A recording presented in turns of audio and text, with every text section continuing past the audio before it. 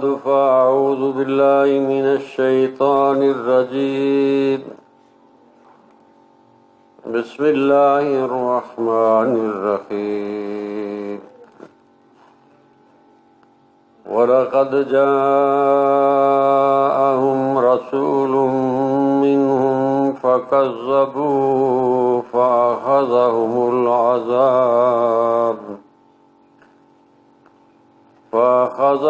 العذاب وهم ظالمون فكلوا مما رزقكم الله حلالا طيبا واشكروا نعمة الله إن كنتم إياه تعبدون صدق الله مولانا العظيم إن الله وملائكته يصلون على النبي يا أيها الذين آمنوا صلوا عليه وسلموا تسليما اللهم صل على سيدنا ومولانا محمد وعلى آل سيدنا ومولانا محمد وبارك وسلم عليه. واجب الاحترام برادران اسلام، سورۃ النحل 14واں پارہ، 2 آیات کریمہ، آیت نمبر 113 اور 114 تلاوت کی گئی ہیں. ان آیات کا حاصل اور خلاصہ عرض کرنے کی کوشش کی جائے گی. ان آیات سے پہلے اللہ رب العزت نے ایک بستی اور ایک قوم کی مثال بیان کی ہے.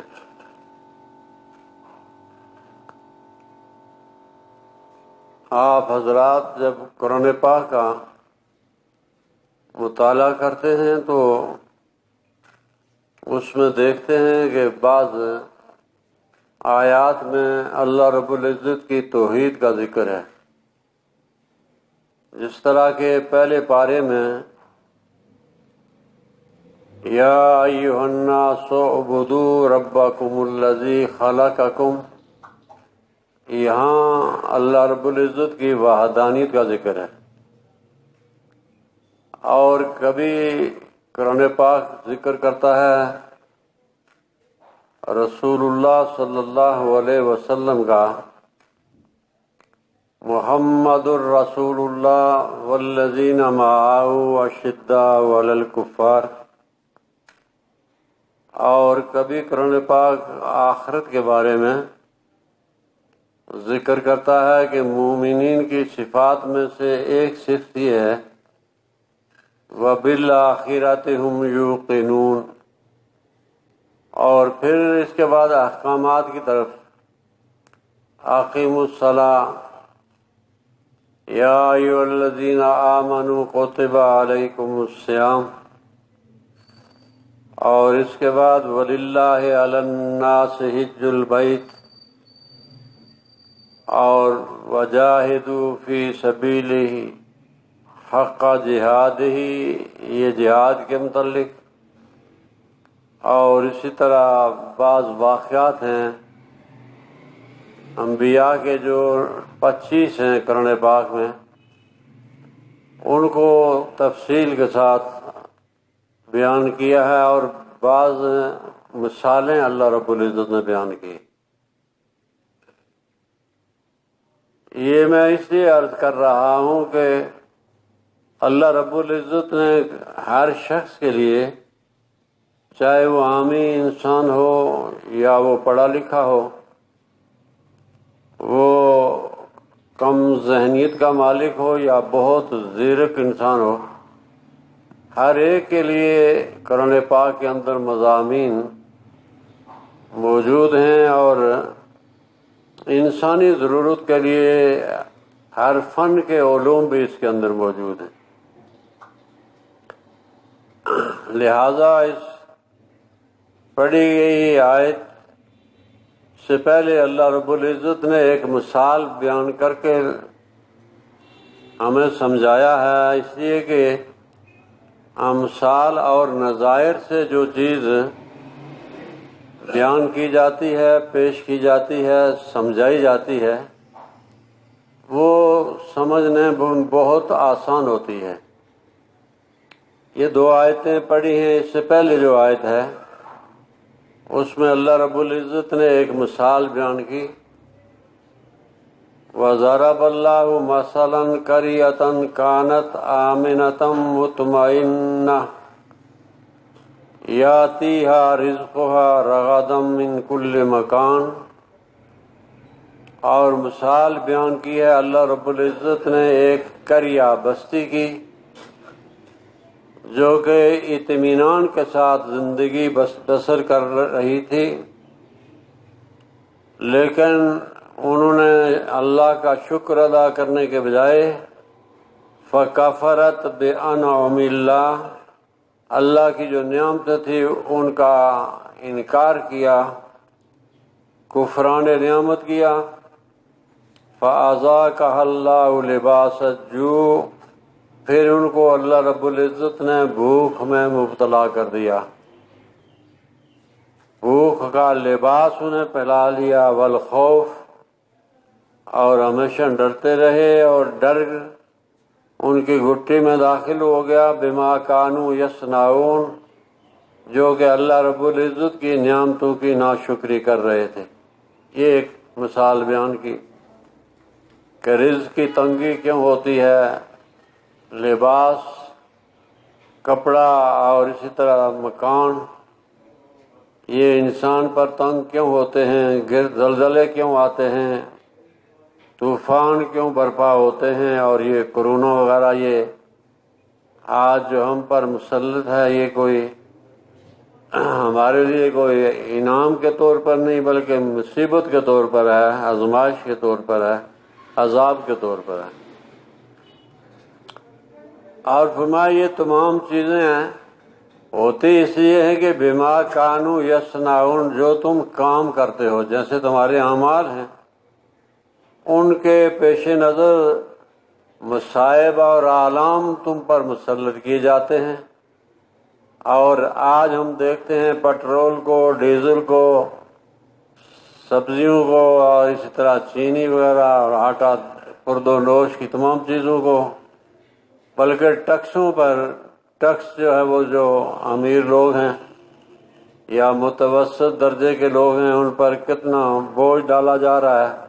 اور بجلی کے بلوں میں آپ دیکھیں کہ ادھر لوڈ شیڈنگ ہے اور مزید بلات بہت زیادہ تعداد میں جو وہ آتے ہیں بطور رقوم کے۔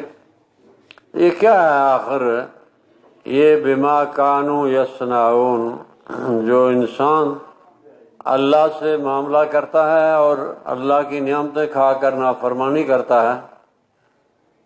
اس کے ساتھ یہ معاملات پیش آتے ہیں۔ جیسے کہ مکہ ایک ایسی وادی تھی کہ جس کے بارے میں حضرت ابراہیم علیہ السلام نے فرمایا تھا، رب انی اسکنت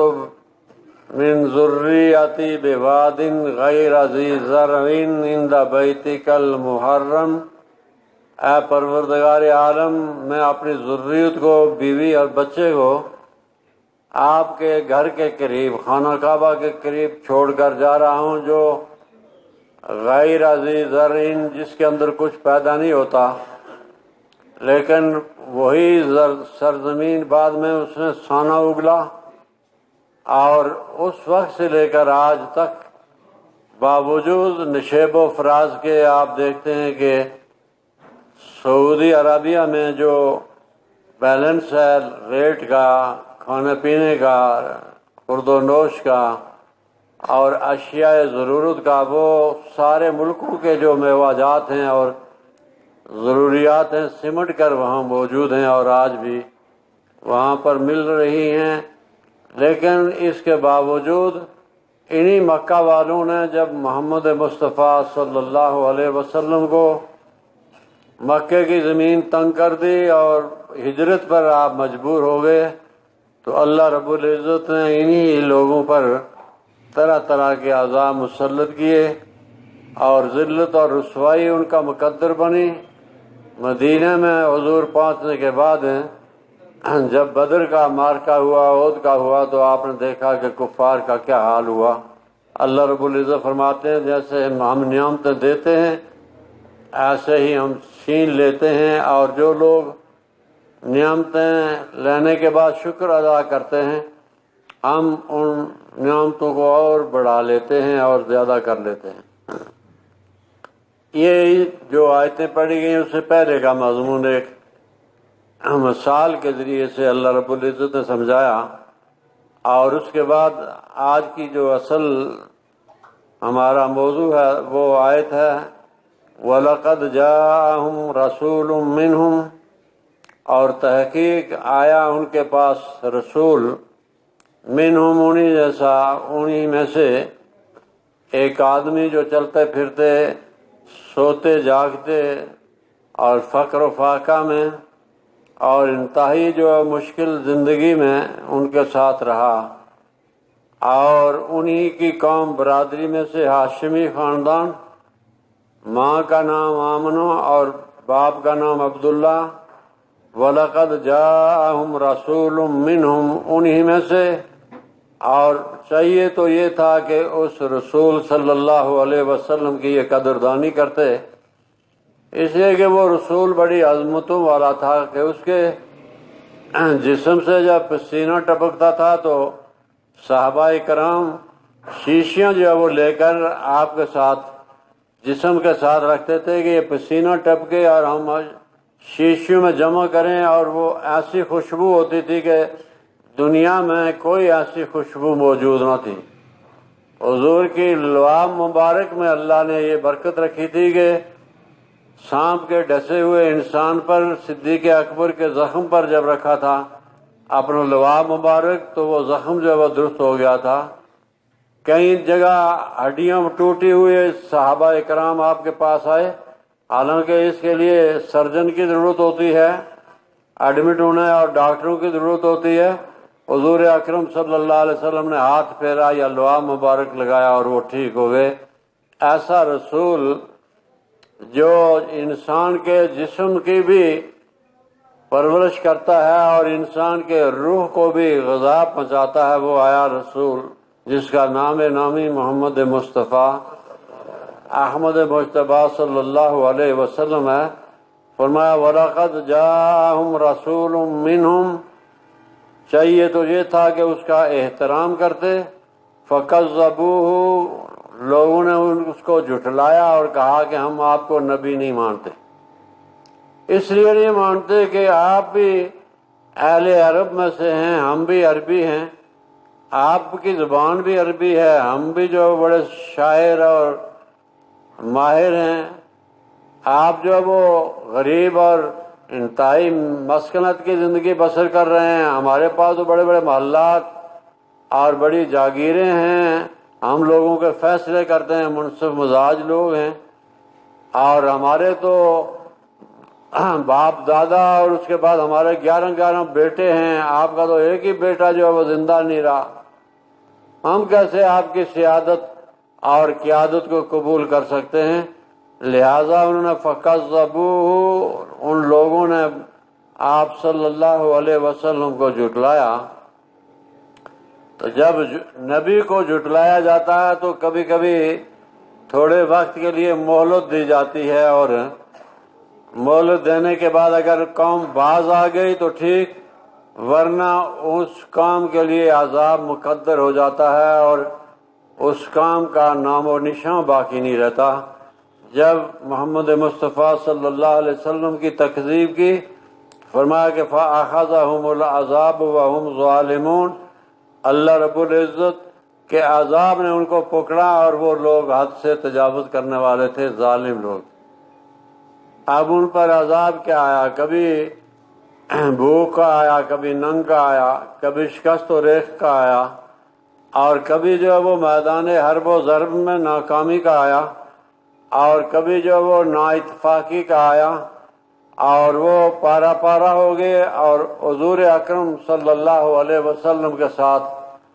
جو صحابہ کرام رضوان اللہ تعالی علیہم اجمعین ایمان لائے تھے، وہ مرد ہوں یا عورتیں،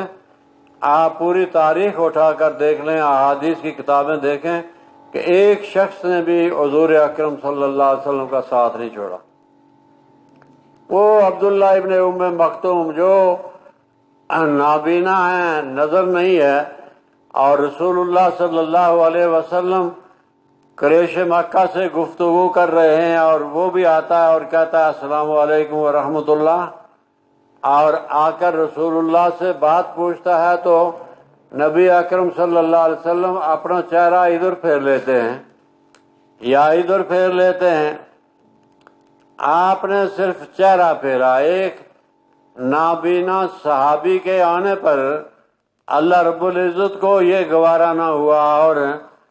پوری ایک آیت نازل فرمائی اور ارشاد فرمایا کہ اے محمد صلی اللہ علیہ وسلم، آپ کو جو ان سرداروں سے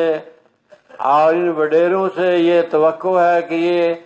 دین کے اندر آ کر دین میں کوئی تقویت کا باعث بنیں گے، عزت کا باعث بنیں گے،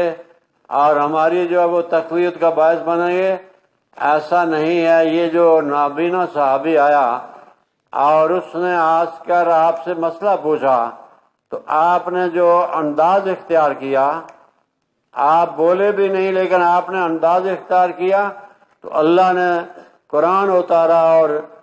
یہ 30واں پارہ جو یہاں سے شروع ہوتا ہے وہاں سے یہ پڑھ لیجئے آپ حضرات شام کو۔ اللہ رب العزت نے فرمایا عبس وتولی ان جاءہ الاعمی، آپ نے تیوری چڑھائی۔ تیوری کہتے ہیں یہ جو ماتھا ہے، اس پر جب بل پڑ جاتے ہیں تو اس کو کہتے ہیں تیوری چڑھانا۔ فرمایا کہ عبس وتولی، آپ نے تیوری چڑھائی اور اس کے بعد آپ نے اس سے منہ پھیر لیا۔ ان جاءہ الاعمی، یہ کہ آپ کے پاس ایک اعمی عبداللہ ابن ام مکتوم رضی اللہ تعالیٰ عنہ ایک صحابی آئے ہیں، آپ نے اس سے منہ پھیر لیا۔ فرمایا کہ یہ بات مجھے خدا ہو کر منظور نہیں ہے، اس لحاظ سے کہ یہ جو اعمی آیا ہے یہ بڑی محبت سے آیا ہے، آپ کا وفادار ہے، وفا شعار ہے، اور آپ کا چاہنے والا ہے، محبت کرنے والا ہے۔ یہ لوگ ایمان لائیں نہ لائیں، ان کے ایمان لانے سے کوئی زیادتی یا مضبوطی جو ہے وہ اسلام میں نہیں ہوتی، لہذا آپ اس کے ساتھ جو ہے وہ وہی برتاؤ کریں جو عام صحابہ کرام رضوان اللہ تعالی علیہم اجمعین سے ہوتا رہا۔ یہاں آپ یہ بات غور سے سنیں، اور آج کے درس اور تقریر میں اگر ایک ہی بات آپ لے کر جاتے ہیں تو وہ بہت بڑی ہے۔ ایک طرف نبی ہے اور ایک طرف صحابی ہے۔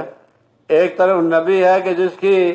آنکھیں بھی صحیح سالم، جس کا چہرہ مبارک منور، جو گزرے جہاں سے تو گمی ہوئی چیز حضرت عائشہ فرمائیں کہ رات کے اندھیرے میں آپ کے نور نبوت کے اجالے کے باعث ہم سوئی جو ہے وہ تلاش کر لیں، اس نبی کو یہ کہا جا رہا ہے کہ آپ اس سے کیوں تیوری چڑھا کر منہ پھیر رہے ہیں، آپ اس کی طرف جو متوجہ ہوں۔ یہ پیغمبر کو ایک صحابی سے اعراض کرنے کے بعد باعث جو وہ اللہ رب العزت فرماتے ہیں کہ آپ نے ایسا کیوں کیا، ایسا کیوں کرتے ہیں۔ پھر ہوا کیا؟ احادیث میں آتا ہے کہ جب حضرت عبداللہ ابن ام مکتوم رضی اللہ تعالیٰ عنہ مجلس میں تشریف لاتے تھے، جس طرح ہماری یہ مجلس لگی ہوئی ہے، تو کوئی باہر سے اندھا ہے، اس کو کیا پتا ہے کہ کتنی صفحے ہیں، کیسے وہ چلتا چلتا چلتا یہاں پہنچے گا۔ تو اس کے بعد جب عبداللہ ابن ام مکتوم حضور صلی اللہ علیہ وسلم کی مجلس میں آتے تھے تو حضور اکرم صلی اللہ علیہ وسلم فرماتے تھے قوموا لسیدکم اپنے سردار کے لیے کھڑے ہو جاؤ. سردار، وہ سردار، اور جو سردار جو ہیں ان کا جو ہے وہ سردار کہا گیا عبداللہ بن مکتوم کو. ھذا الذی آتابانی ربی، یہ وہ شخص ہے کہ جس کے بارے میں مجھے اللہ رب العزت نے ڈانٹا ہے، جس کے لیے اللہ رب العزت نے پیغمبر کو ڈانٹا. وہ صحابی کتنے بڑے مرتبے اور مقام والے تھے. تو فرمایا کہ رسول آیا اور انہوں نے جھٹلایا، بجائے جھٹلانے کے اسے ماننا چاہیے تھا. ان پر عذاب آیا اور وہ حد سے تجاوز کرنے والے تھے. آگے ہمارے روزمرہ کی زندگی، جو ہماری روزمرہ کی زندگی ہے، اس کے بارے میں آیت دوسری. فرمایا فَكُلُوا مِمَّا رَزَقَكُمُ اللَّهُ حَلَالًا طَيِّبًا، کھاؤ پیو تو کیسا، پہنو تو کیسا، رہو تو کیسے، زندگی کیسے بسر کرو. فرمایا فَكُلُوا مِمَّا رَزَقَكُمُ اللَّهُ حَلَالًا طَيِّبًا، پس کھاؤ جو اللہ رب العزت نے تمہیں روزی دی ہے، حلال ہو اور پاکیزہ ہو، جس میں کوئی آمیزش نہ ہو، نہ سود کی آمیزش ہو، نہ رشوت کی، نہ جھوٹ کی، اور نہ کم چوری کی جو ہے وہ آمیزش ہو. اس کو کہتے ہیں حلالا طیبا. واشکروا نعمت اللہ، اور اللہ رب العزت کا شکر ادا کرو، اس لیے کہ پہلی قوموں نے شکریہ ادا نہیں کیا تھا، ان پر عذاب آیا تھا. لہذا واشکروا نعمت اللہ ان کنتم ایاہ تعبدون، اگر تم اللہ ہی کی عبادت کرتے ہو تو پھر تو اللہ رب العزت کی نعمتوں کا شکر ادا کرو. تو میرے محترم بھائیو، ہمیں جو اللہ نے ایمان دیا یہ سب سے بڑی دولت ہے.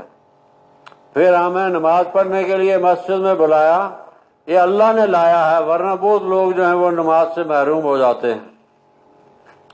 اور پھر جو ہے وہ ہم باوضو اعتکاف کی نیت سے قرآن پاک سن رہے ہیں، پڑھ رہے ہیں. ایک حرف پہ 10 نیکیوں، 25 نیکیوں، 50 نیکیوں، اور ایک حرف کی 100 نیکیوں بھی ملتی ہیں. تشریح اور زیادہ تعبیر کرنے کا میرے پاس وقت نہیں ہے. تو یہ اللہ رب العزت نے ہمیں انعامات عطا فرمائے ہیں اس زندگی میں. وہ زندگی کے جو لمحوں کے اندر جب وہ ختم ہو جاتی ہے، اور 2.5 فٹ جو ہے وہ چوڑی اور 6-7 فٹ جو ہے وہ لمبی